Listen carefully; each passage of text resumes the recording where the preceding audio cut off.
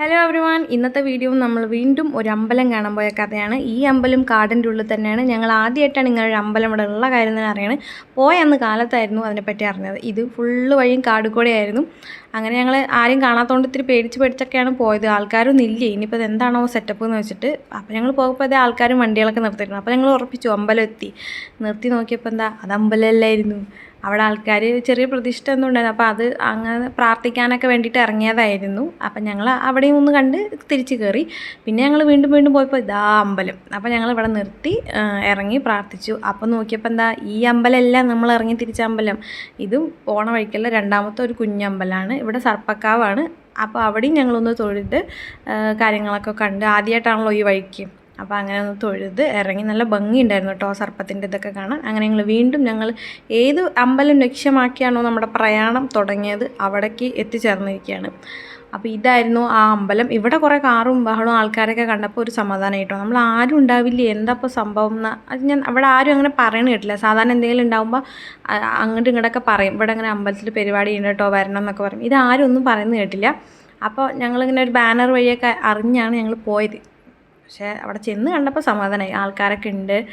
ഇങ്ങനെ ഇതുപോലത്തെ ഒരു സ്ഥലത്ത് ഒരു അമ്പലം. ഇവരൊക്കെ ക്യൂ നിൽക്കുന്നത് ഭഗവാനെ തൊഴാൻ വേണ്ടിയിട്ടാണ്. ആ തട്ട് അങ്ങനെ ഒരു തട്ട് വെച്ചിട്ടാണ് ഇവരെല്ലാവരും ഭഗവാനെ കാണാൻ പോകുന്നത്. അതിൻ്റെ ഉള്ളിൽ മറ്റേ അഗർബത്തി, മാലയും ഫ്രൂട്ട്സും അങ്ങനെയൊക്കെ ഉണ്ടാവും. പിന്നെ ഇത് അവിടെ ഭക്ഷണമുണ്ട് ഉച്ചയ്ക്ക്. അതാണല്ലോ ഞങ്ങൾ മെയിനായിട്ട് ഈ അമ്പലം കാണാൻ പോകുന്നത്. ഇവിടുത്തെ വെറൈറ്റി ഫുഡ് കഴിക്കാം. ഇവിടുത്തെ ഫുഡ് ശരിക്കും വെറൈറ്റി തന്നെയായിരുന്നു കേട്ടോ. ബാക്കി അമ്പലങ്ങളെയൊക്കെ അപേക്ഷിച്ച് നോക്കുമ്പോൾ, അല്ലെങ്കിൽ ഞങ്ങൾ ഇവിടെ നിന്ന് കഴിച്ചിട്ടുള്ള ഭക്ഷണങ്ങൾ നോക്കുമ്പോൾ ഇത് കുറച്ച് വെറൈറ്റി ആയിരുന്നു. ആദ്യമായിട്ടാണ് ഇവിടെ പപ്പടമൊക്കെ തരുന്നത്. നമ്മുടെ അടുത്ത പോലെ പൊള്ളയ്ക്കുന്ന പപ്പടമല്ല, എന്നാലും അങ്ങനെയൊക്കെ. അങ്ങനെ ഞങ്ങളവിടുന്ന് ഭക്ഷണമൊക്കെ കഴിച്ചു. പുറത്ത് ഒരു ഗണപതി അമ്പലം ഉണ്ടായിരുന്നു, അവിടെ തൊഴുതു.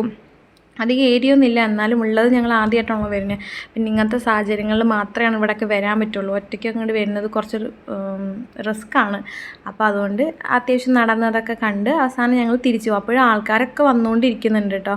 ഇവിടെ ഇങ്ങനെ ഒരു ഈവനിങ് വരെയൊക്കെ പൂജയും പിന്നെ വരുന്നതിനനുസരിച്ച് ആൾക്കാർക്ക് എല്ലാവർക്കും ഭക്ഷണവും അങ്ങനെയൊക്കെ ഉണ്ട്. അങ്ങനെ ഞങ്ങൾ അവിടുന്ന് തിരിച്ച് പോവാണ്. ഞങ്ങളത് അറിഞ്ഞില്ല കേട്ടോ. ആക്ച്വലി ആൾക്കാരിങ്ങനെ പറഞ്ഞൊക്കെ നമ്മൾ അറിയുന്നത്. ഇത് ഒന്നും അറിഞ്ഞിട്ടുണ്ടായിരുന്നില്ല. ഞങ്ങൾ കാലത്ത് നടക്കാൻ പോയപ്പോഴാണ് ഇവിടെ ഒരു ബാനറൊക്കെ കണ്ടത്. അപ്പോൾ അതിലിങ്ങനെ എഴുതിയിട്ടുണ്ടായിരുന്നു എന്താ ഇങ്ങനെ സംഭവം. ഫുള്ള് കൊങ്ങിണിയല്ല, ആക്ച്വലി മറാഠിയിലാണ് അവർ എഴുതി വെക്കുന്നത്. അപ്പോൾ അങ്ങനെ എഴുതി വെച്ചപ്പോൾ എൻ്റെ ഭാഷാ പ്രാവീണ്യം കൊണ്ട് ഞാൻ മനസ്സിലാക്കി അത് 26 ഫെബ്രുവരി ആണെന്ന്. അപ്പോൾ ഞാൻ പറഞ്ഞു, പക്ഷേ എന്നുള്ള വിശ്വാസം കൊണ്ടായിരിക്കാം അതൊന്ന് ഗൂഗിൾ ലെൻസിൽ ഇട്ട് നോക്കി. അപ്പോൾ അത് 24 ഫെബ്രുവരി ആയിരുന്നു. അതായത് ആ ദിവസമായിരുന്നു പരിപാടി. അതുകൊണ്ട് ഞങ്ങൾക്കത് മിസ്സായില്ല. അങ്ങനെ ഞങ്ങൾ പോയി കണ്ട് തിരിച്ചു വന്നു.